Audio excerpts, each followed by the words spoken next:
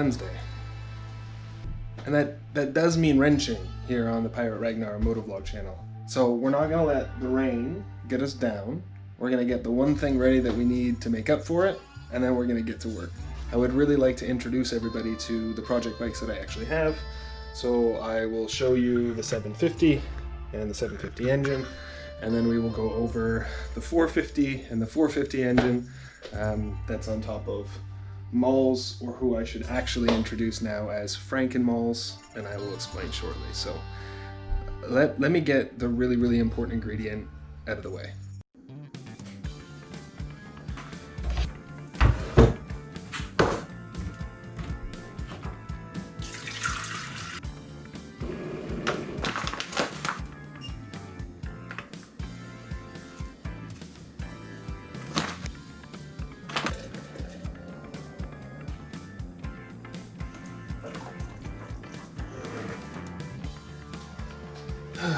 Well, we're ready. So I am hoping that some of you will automatically recognize what this is, but let's pull it out. So shelf of parts, anything that doesn't fit into a box. Well, basically anything that doesn't fit somewhere else. So gasket kits, gas tanks that have been cleaned and entirely finished inside and are not full of gas. Nope. This bad boy here is the crankcase to a, I'm trying to remember, a 1985 CB450 SC. Okay. When this crankcase was taken apart, it sustained a level of damage that would make repurposing this for an actual engine again a little bit tricky.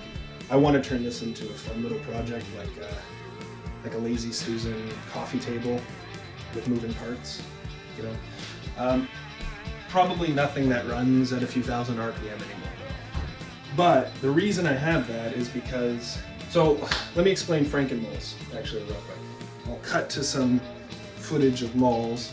She started life as a 1984 CB450 SC. Now the 1984 is an odd year. It almost never gets listed in parts catalogs or anything, and was basically only sold in Canada, to my understanding. Please correct me if I'm wrong, if anyone's done the research and knows more. But the 84 was basically leftover 83 parts and frames with some new 85 parts that were going to be coming in for the next model, and they continued to sell the model in 1984 in Canada. The first half of them that year were mostly 1983 parts. The second half were mostly 1985 parts. So you never really know what you get if you have an 84.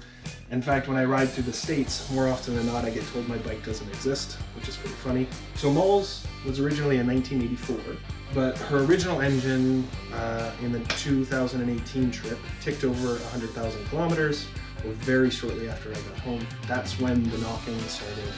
The engine had just seen its life, I guess, or I trashed it a little bit more than I probably should have. And what ended up happening is she slipped a crankshaft bearing and mangled her crankshaft. So that would need to either be machined down and corrected, and a whole bunch of stuff that would cost a lot more than just finding another another 450 engine. The hunt was on to find a replacement engine so that I could pull Malls' original engine and completely rebuild it. That's where this bad boy comes in. This is Malls' original crankcase.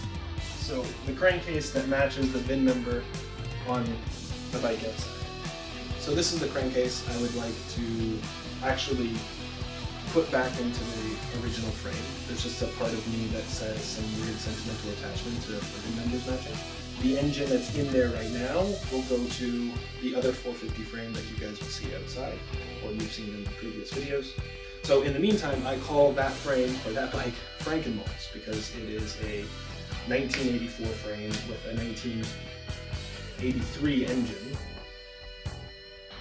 I might have gotten those backwards. So this is the 1979 CB750L gas tank. So I'll introduce you guys to that project here in just a moment. We're actually going to unwrap the engine. I've been dying to do that for a while, just to get a look at it again, because I haven't seen it in a very long time since I wrapped it all up. The engine's been completely gutted, so all the parts are in the boxes that you see. Let's just get outside and take a look, shall we? Alright, so to get an actual good look at this, I probably need to pull it out and change the camera angle and everything a little bit. But this is the 750 engine. So she's just been wrapped up for a long time, since long before we moved out west, and has been sitting on a tire of a cushion. So I'm worried that things haven't survived as well as I would like, or that a bunch of water got in there, but we're gonna find out today. So let's take a look. Gotta drag this in and find a better spot to kind of do it. Probably on the step or something, so let's see what we can do.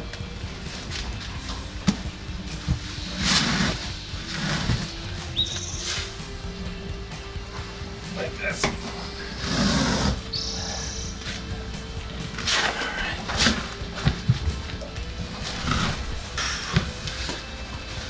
Okay.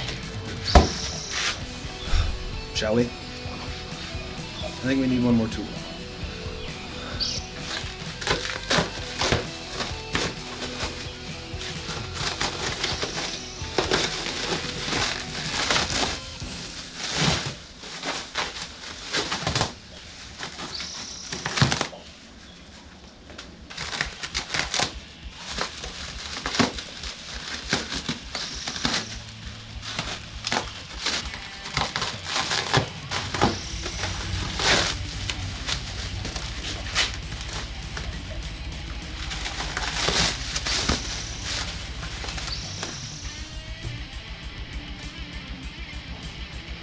Everything seems to be in decent order. I don't see any significant rust.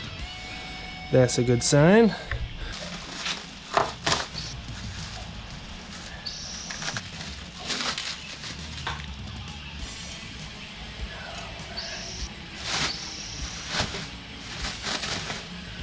Well, what do you think? I don't see anything too concerning. There's certainly not an abundance of rust down here. We do have a chip on the oil pan, and I can't remember if that was there before I wrapped it up or not. But I've seen some techniques about rebuilding some of that, or some people that know how to do that. So we'll see about that instead of replacing it. But I do have a spare 750 parts engine as well, so we can inspect the oil pan on there and see if it's in better condition. I feel a lot better now, knowing that she's not just rotted away under there. Excellent. Now there's a lot of work to do. Next week though, we'll make sure that both of these frames are on wheels so that they're rolling. I can move them out of the way, and then we'll have all of this area to work even when it decides to rain, as it does pretty often here in British Columbia. So until next time, ride safe and ride fun, and I'll see you guys on the next video.